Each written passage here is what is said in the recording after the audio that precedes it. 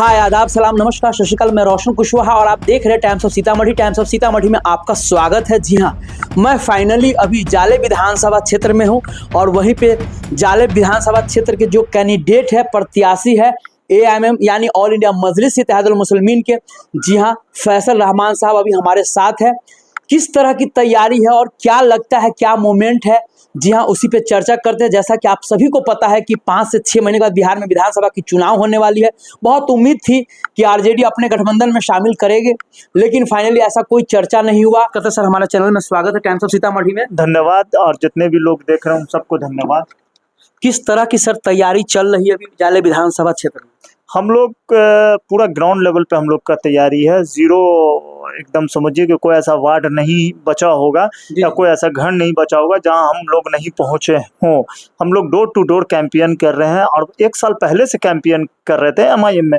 और अब जाले अगर देखा जाए तो जाले तो मेरा 10 साल से रिलेशन है। जाले मेरे नाम नहीं, आप समझिए जाले अब मेरा जो है ना कर्म भूमि से अब लोग जानने लगे हैं। जाले में फैसल रहमान आमिर को कौन ऐसे पॉलिटिकल लोग हैं जो नहीं जानते, या कौन ऐसी फैमिली हो जो नहीं जानती, या किसी के दुख सुख में अगर नहीं खड़े हुए हो। हम तो हमेशा लोगों के, अपने लोगों के बीच में रहते हैं जाले में।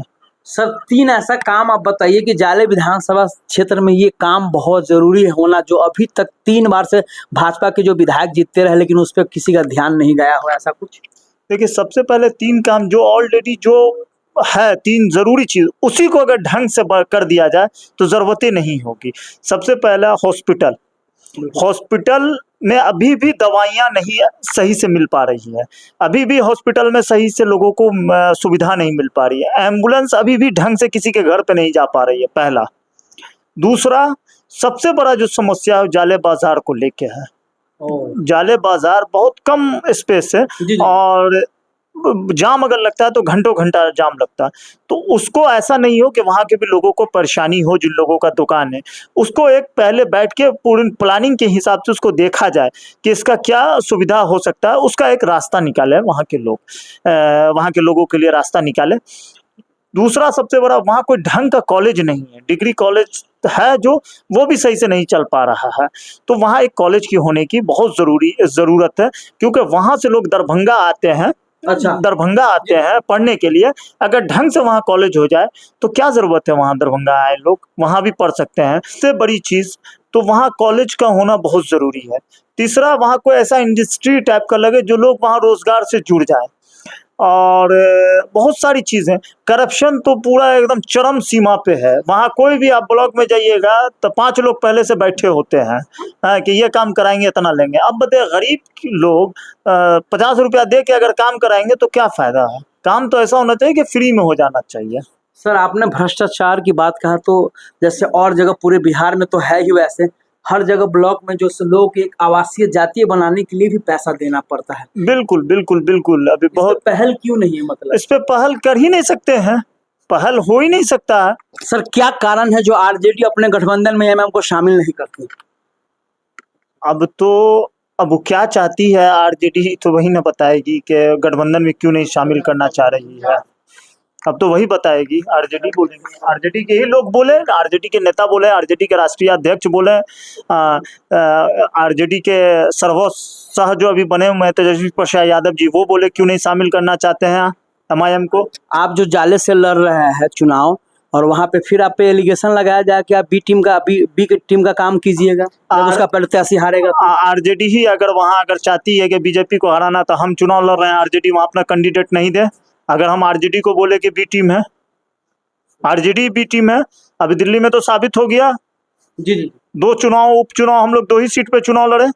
शाहीन बाग में कांग्रेस अपना उम्मीदवार नहीं देती, मुस्तफाबाद में कांग्रेस अपना उम्मीदवार कांग्रेस नहीं देती, तो आज हमारे विधायक होते।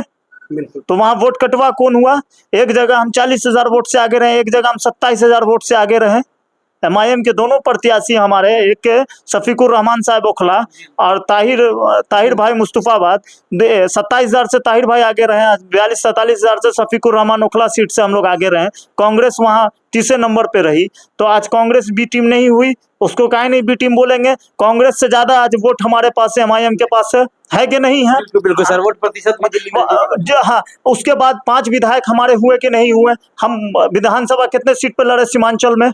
वहां हमारे कितने 5 विधायक हुए। वोट परसेंटेज अगर देखिएगा, एमआईएम का अच्छा वोट परसेंटेज है। कांग्रेस 20 में कितने सीट पे चुनाव लड़ी, कितना वोट आया और कितने वोट से चुनाव हारी, बाकी सीट निकालिए, आकलन कीजिए। आज कांग्रेस बी टीम हो गई है, भाजपा की बी टीम कांग्रेस हो गई है, मैं दावा के साथ कह सकता हूं। और अगर है ताकत तो आरजेडी अकेला लड़े, कांग्रेस अकेला लड़े, एमआईएम अकेला लड़ने के लिए तैयार है। ठीक है, सब अलग अलग लड़े, हैसियत पता चल जाएगी सबको अपनी अपनी पार्टी का कि हमारी क्या हैसियत है, हमारी पार्टी में क्या है। तेजस्वी यादव का मलाल है कि आपने सीमांचल से तेजस्वी यादव को पार्टी के खत्म किया है, तो आप ही की पार्टी एमएम ने ही खत्म किया है।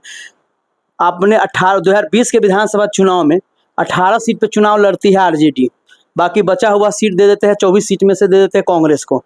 तो कांग्रेस तो अच्छा खासा 4 अपना सीट जीत जाती है किसी तरह, लेकिन आरजेडी 1 सीट ही मात्र जीतती है, वो ठाकुरगंज। बाकी आपका भी परफॉर्मेंस अच्छा, इसीलिए कहा जाता है कि सीमांचल में भाजपा को अगर मात देने वाला है तो एमएम पार्टी ही मात दिया है, क्योंकि भाजपा नंबर 1 रही तो दूसरे नंबर पे रही एमएम, जी, तीसरे पे फिर कांग्रेस और जेडीयू रही। तो वही चीज तेजस्वी यादव जी जो हमको कहते हैं मलाल है, इसीलिए आपके साथ अपने साथ नहीं ले रहा है गठबंधन। तो आना फिर ये है, आना दिक्कत है उनको। इस बार तो वो भी खत्म हो जाएंगे। कम से कम साथ मिलकर चुनाव लड़े कि भाजपा का मुकाबला हम लोग वहां करें, भाजपा को हरावे वहां। अगर तेजस्वी यादव जी सही में चाहते हैं कि बीजेपी हारे तो हमको साथ में लेना होगा। बिना अगर हम नहीं तो आप नहीं, आप नहीं तो हम नहीं, तो फिर बीजेपी से कैसे आप मुकाबला करना चाह रहे हैं? आप क्यों लोगों को बोलते हैं कि हम भाजपा को हराएंगे, आप हमको वोट दीजिए, जब अपने एक भाई को आप हटाए हुए, साइडलाइन किए हुए हैं और आप अकेले मैदान युद्ध में तैयारी कर रहे हैं, युद्ध लड़ने की। अरे एक एक कार्यकर्ता, एमआईएम का हो या समाजवादी किसी भी पार्टी का हो या कांग्रेस का हो, एक एक लोगों को साथ में लेके चलना होगा। अगर आरजेडी नेतृत्व करती है तो तेजस्वी यादव जी को बड़ा दिल रखना होगा, बड़े भाई की तरह करना होगा, छोटी गलतियां को माफ करना होता है, सबको गले लगा के चला जाता है, तब चुनाव जीता जाता है। कि चुनाव एटीट्यूड पे चुनाव लड़ा जाता है, चुनाव जीता जाता है। इस बार तो मुख्यमंत्री बनने जा रहे हैं। अरे 10 में बन गए, 15 में बन गए, 20 में बन गए, 25 में भी बन जाएंगे।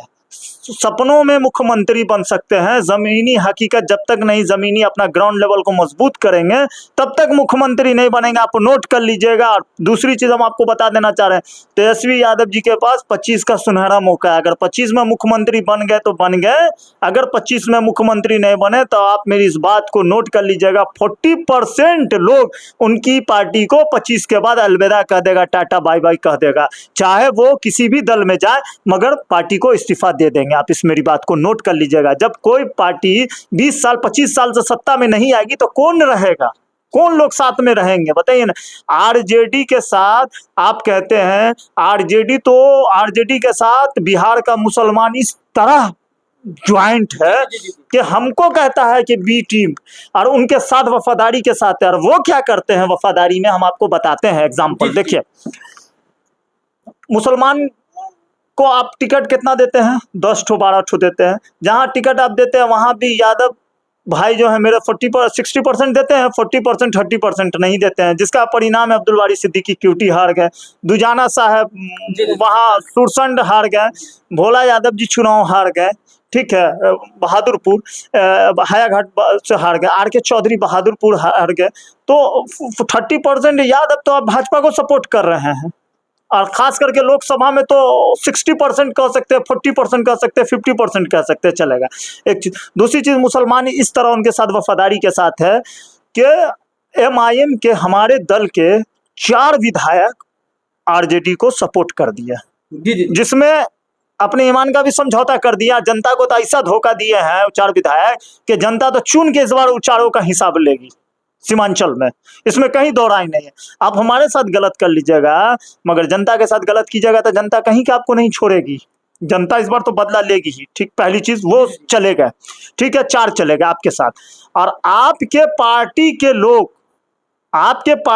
लोग आज कहाँ चले गए? बीजेपी में चले गए। 3 विधायक 4 विधायक आपका भाजपा में शामिल हो गया है ना, कुछ किए नहीं किए, मगर हमारा 4 तो आप ही को सपोर्ट किया। तो मुसलमान तो आरजेडी के साथ ईमानदारी से खड़ा रहता, मगर उनके साथ कितना आरजेडी खड़ा रहता वफादारी के साथ, ये परिणाम लोकसभा में चल गया पता हम लोगों को।